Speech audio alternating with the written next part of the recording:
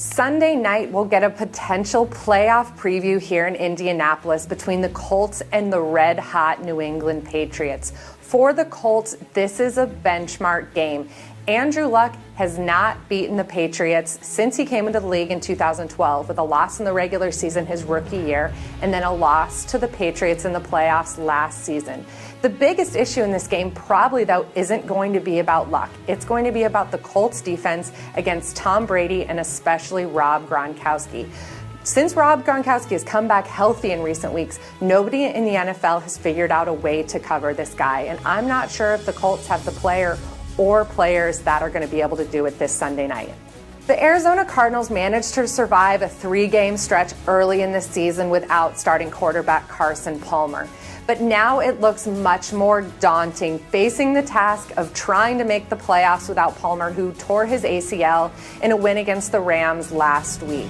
The Cardinals are fortunate right now to be the only 8-win team in the NFL and have a 2-game lead against the Seattle Seahawks in the NFC West. But it's now up to Drew Stanton to maintain that lead and get the Cardinals into the playoffs. It all starts Sunday with a huge game against the NFC North leading Detroit Lions.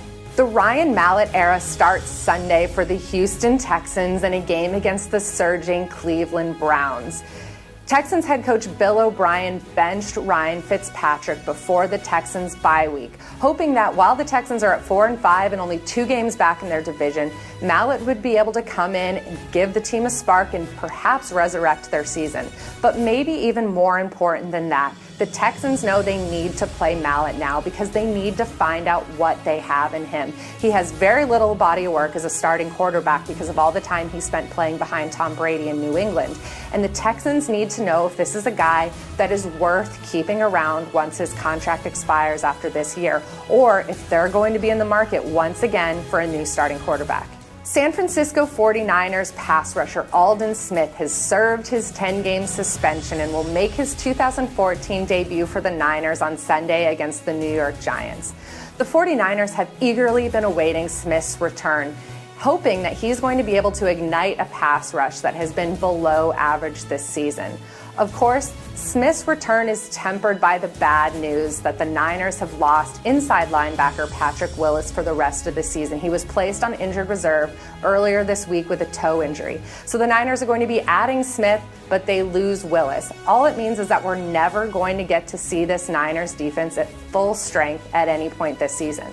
The biggest NFC game of the week is at Lambeau Field when Mark Sanchez brings the Philadelphia Eagles into Wisconsin to play Aaron Rodgers and the Green Bay Packers.